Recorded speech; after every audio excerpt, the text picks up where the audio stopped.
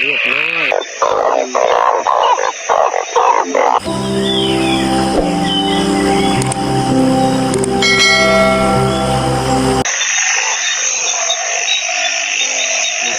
ตามทักทายสบายดีแล้วก็สวัสดีพ่อแม่พี่น้องทุกคนนะนี่ก็อยู่ป้าทุกคนนะนี่ก็คนตกแห้งทุกคนลงมาหาจับเองนะทานเองจับเองทุกคนนะตื่นของเพื่อนกำลังเลยนะอีกไปทุกคนวันนี้พอใจที่ว่าหาจับเองทุกคนนะ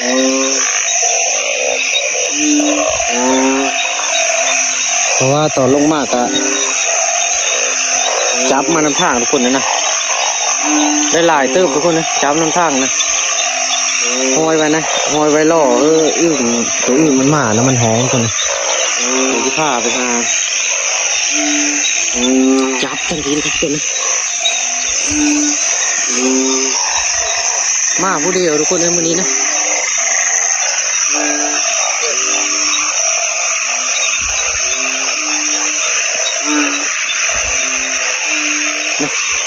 อึ่งคนนะอึ่งแดงนะอึ่งแดงนะคนนะ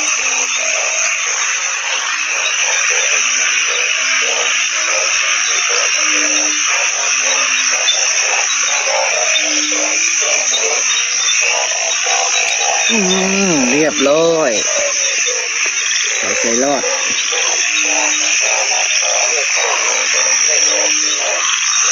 กบกับห้องล่างอยู่ในเนื้อถ้ำดูกันนะแบบนี้กบอยู่เนื้อถ้ำนะเศษห้องล่างนะทุกคนเศษน้อยนะ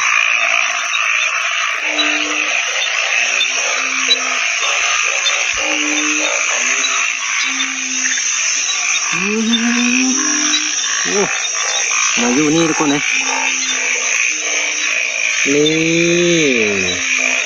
เรียบร้อยพี่น้องเรียบร้อยนะโอ้โหชาวบ้านทุกคนเขามาการอื่นเขากันนะของไฟของเรานี่จะไปเขาดีพูดทุกคนนะชาวบ้านเขานะนี่นะ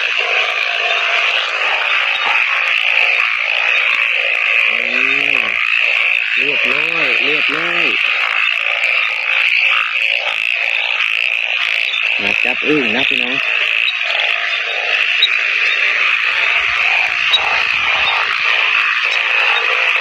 อึ่งกำลังจะล่งทุกคนนะ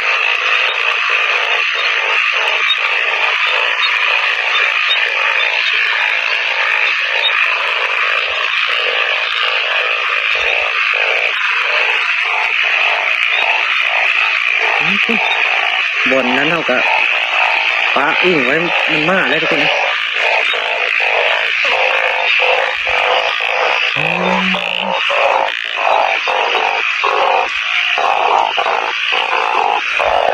นี่ตีกับดักตีกับดักนะเรียบร้อยอันนี้นี่คือกระตันนะทุกคน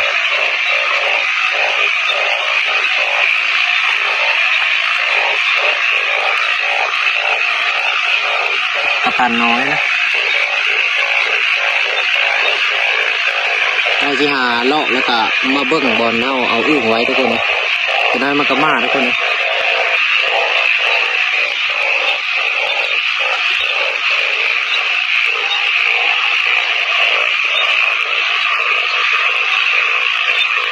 เสียงเทศเสียงอึ่งของเชี่ยวทุกคนนะชาวบ้านเขาก็ได้หลายนะทุกคนเขาไปไก่นะเขาขึ้นเอาอยู่ต้านให้เย่งเห็นค่อยแลไปบ่ฮอดทุกคนอยู่นั่นมานี้นะแต่ว่าต้านให้เย่งก็ยังบ่ทันได้ขึ้นไปเฉยข้างไปต้านแต่ยังบ่รู้จักทุกคนนะแล้วมาหูนั่นมันนี้นะครับพ่อได้อยู่ทุกคนนะเป็นเขารู้จักนะเขาไปเขาไก่เขาก็ได้ทุกคนเป็นค่อยบ่รู้จักข้างไปนะหน้าผู้เดียวทุกคนนะ การน้ำมันนี้ทุกคน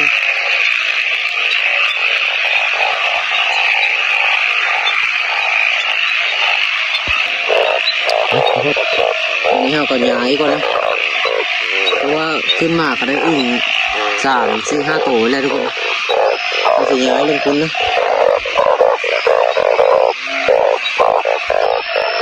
ขึ้นมาก็ไม่จับเลยนะ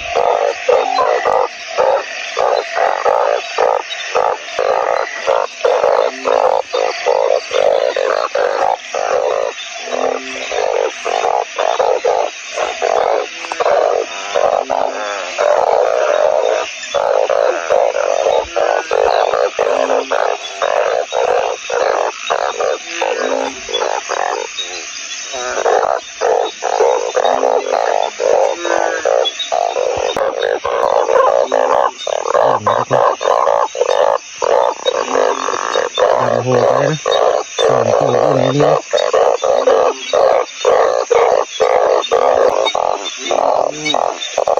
เรียบร้อยทุกคนมันดำโหริบแบบเป็นยังเห็นอยู่นะทุกคนนะลูกแดงลูกยางนะทุกท่านทุกคนนะล่มเลยนะเอามันมาท่านนะไปล้อไปเลยทุกคนเห็นตัวโอมันนะลูกยางนะ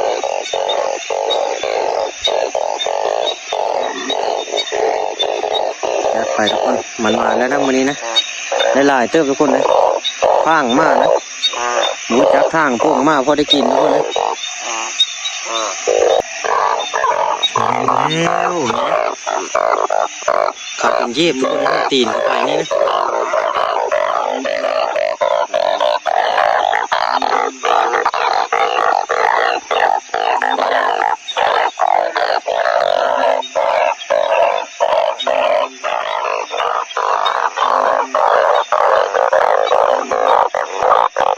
ได้เติมทุกคน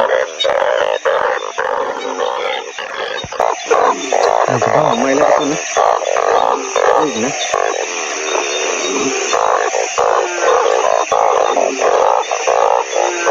มันก็ต้องมากทุกคนนะ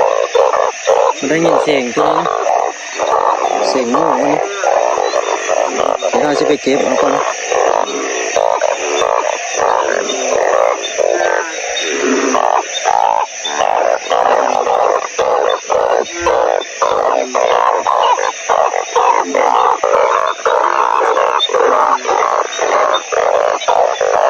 ลุงประเสียงของหลังนะทั้งคนเนี่ยจะเป็นเข้าอยู่ลุมเสียงของหลังนะ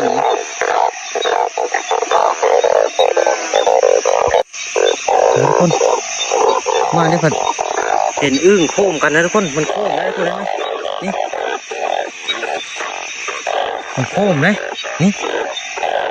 2 โค้งทุกคนนะ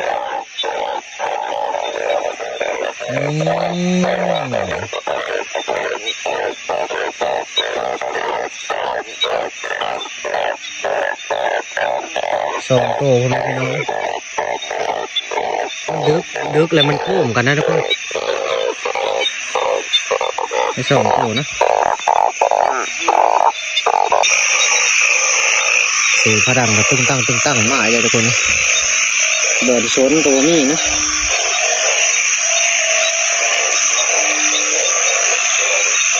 เราจะมาเผาเอาอยู่ตามหนองอันนี้ทุกคนปลาอึ่งตัวนั้นไม่ทันนะเราจะมาเผาเอา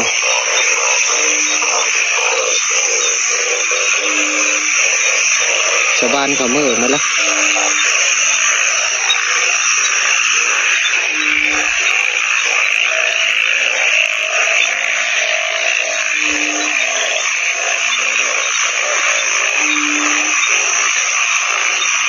ล้อปลออยู่นะตัวนั้นก็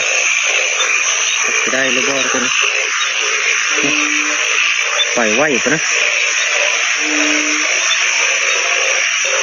ดำโอ้รีบไปเลยนี่เรียบร้อยนะทุกคนง้มพังบ้าไปนะ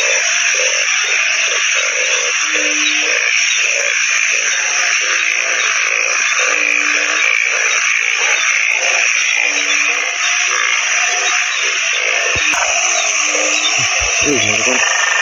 อึ่งแดงนะ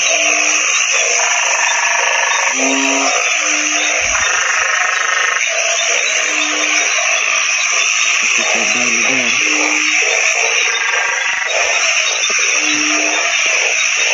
เรียบร้อยทุกคนนะจับเอาขามันนะแต่ว่าจับหลังมันนี่ตัวยางเต็มมือเลยทุกคนนะ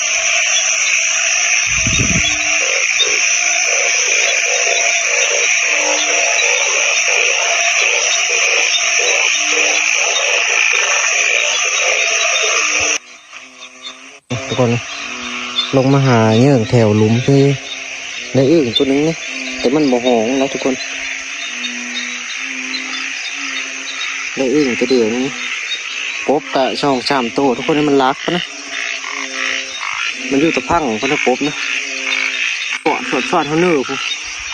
ตัวนี้เขาเตอร์กินนี่นะปบนะ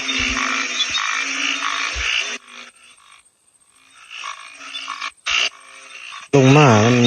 บ่ห้องทุกคนในอึ่งนี่อยู่สีในอยู่หลุมนี่นะ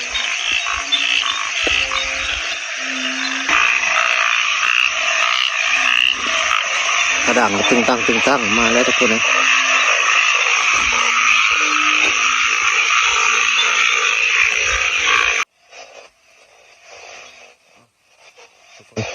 อันนี้จะเขาก็ได้ขึ้นมาแล้วตะห้วยนี่มันบ่ห้องเลยทุกคนนะเราก็จะได้เดินทางกลับมือนะทุกคนกลับมือบ้านนะ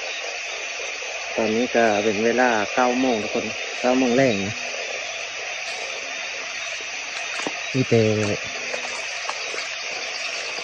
รถไถชาวบ้านครับทุกคนมาหาการอึ่งนะครับ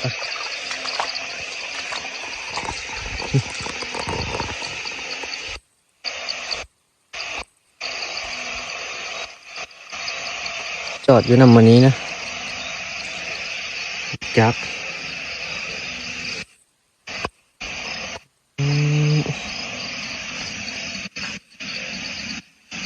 รถไถเขามาก้านอึ่งนะรถไถชาวบ้านเขา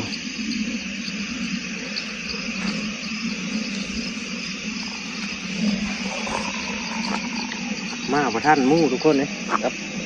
มาผู้เดียวเนี่ยนะบุกจักข้างทุกคนดังนั้นว่านี่ผู้สำนานทางเนี่ยนะน่าจะได้หลายอยู่ทุกคนเขามาผู้เดียวนะชาวบ้านเขาก็มาหาการอื่นคือกันแต่มือเลยทุกคนเลยเขามือเลยนะ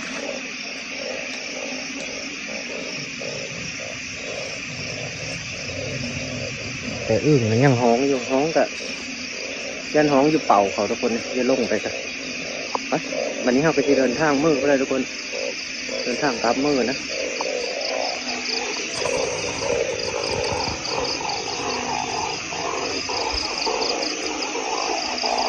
รถชาวบ้านเขาก็ขั้นนะ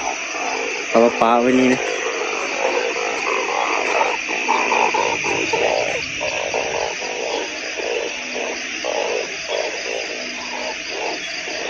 พามาเริ่มก็มามือมามีดอยู่ทุกคนเลยก็ได้ลายอยู่นะอึ่งแดงเจ้าอึ่งดำทุกคนนะอึ่งเผานะ